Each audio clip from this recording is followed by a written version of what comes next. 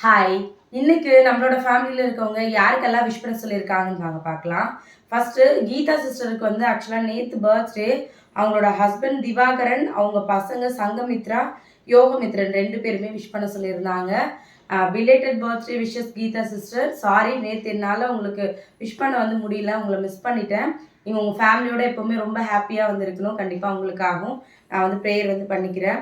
அடுத்தது கனிஷ்கா அப்படின்றவங்களுக்கு வந்து பர்த்டே. அவங்க அம்மா வந்து விஷ் பண்ண சொல்லியிருக்காங்க. Happy birthday Kanishka. நீங்களும் எப்பவுமே ரொம்ப ஹேப்பியா இருக்கணும். உங்களுக்காகவும் நான் ப்ரே பண்ணிக்கிறேன்.